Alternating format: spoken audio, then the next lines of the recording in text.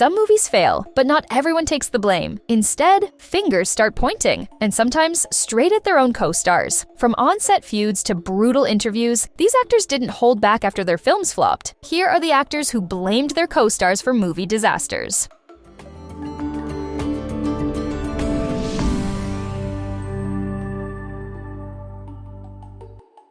Charlie Hunnam's King Arthur, Legend of the Sword was meant to launch a massive fantasy franchise. Instead, it became one of Warner Bros.' biggest losses. Hunnam later hinted that the film's downfall came from one mysterious casting mistake. He revealed that an unnamed actor had been completely cut from the final edit after being miscast, which threw the storyline into chaos. The deleted role left major narrative gaps that couldn't be fixed in post-production. Though Hunnam never revealed who the actor was, the damage was done. What could have been a powerful reimagining of Arthurian legend became a $150 million box office disaster.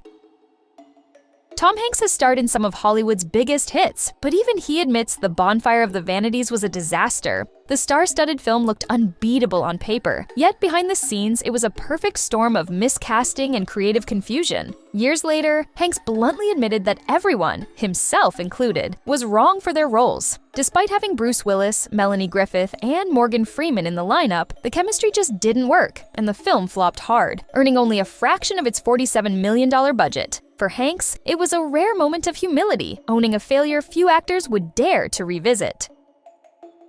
Julia Roberts' romantic comedy I Love Trouble looked like a sure hit on paper. Two big stars, witty banter, newsroom rivalry. But behind the scenes, it was anything but romantic. Roberts later blamed her co-star Nick Nolte for making the set unbearable, describing him as charming one minute and impossible the next. Things got so bad that they reportedly refused to film together, forcing the crew to use stand-ins for shared scenes. That off-screen feud bled into their on-screen chemistry, or lack of it, turning what was meant to be a spark-filled rom-com into one of the biggest box office flops of her career.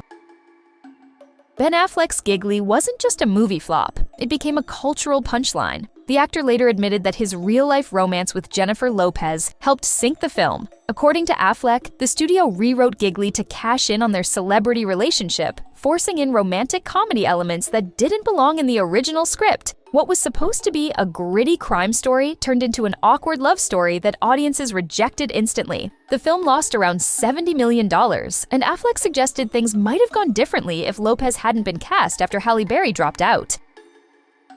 Marlon Brando's final years in Hollywood were full of wild stories, but The Island of Dr. Moreau might top them all. On set, Brando clashed so fiercely with co-star Val Kilmer that production nearly collapsed. The two legends reportedly refused to work together, stalling filming for days. At one point, Brando snapped at Kilmer, telling him, "You confuse the size of your paycheck with the size of your talent." Their feud became so toxic that even the director vowed never to work with Kilmer again. What was meant to be a surreal sci-fi thriller instead became one of the most chaotic productions in Hollywood history.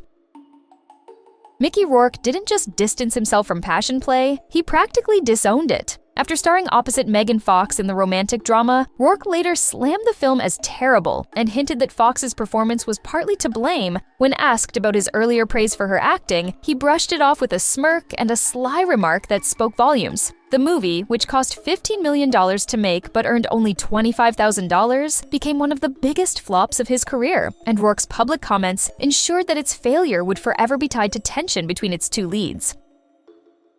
Patton Oswalt joined Blade, Trinity expecting a typical superhero sequel, but what he got was pure chaos. He later revealed that Wesley Snipes' behavior on set made filming almost impossible. Snipes reportedly refused to leave his trailer, spent his days smoking, and even communicated with the director using post-it notes instead of speaking. Things escalated so badly that the director hired bikers for security after a heated confrontation. The constant tension turned the production into a nightmare, and many believe the behind-the-scenes drama played a big part in why the film turned out so messy on screen. Tyrese Gibson thought Annapolis would be a gritty military drama. Instead, it turned into a boxing match for real. The actor later blamed co-star James Franco's extreme method acting for turning the set into a battlefield. Franco reportedly threw real punches during their fight scenes, sparking arguments so intense that Gibson vowed never to work with him again. The tension carried through production, and critics tore the film apart, leaving it with just a 10% rating on Rotten Tomatoes. For Gibson, the experience became less about acting and more about surviving a co-star who didn't know when to drop the gloves. Chevy Chase had no problem pointing fingers when nothing but trouble flopped, and his target was none other than Dan Aykroyd. Chase called the bizarre horror comedy a career killer, claiming it failed because it was entirely Aykroyd's vision. After all, Aykroyd didn't just write and direct the film, he also played two of its strangest characters. With John Candy and Demi Moore in the cast, expectations were high, but the movie crashed at the box office. While Chase blamed Aykroyd for the disaster, stories from the set suggest that his own difficult behavior may have added to the chaos behind one of Hollywood's most infamous misfires.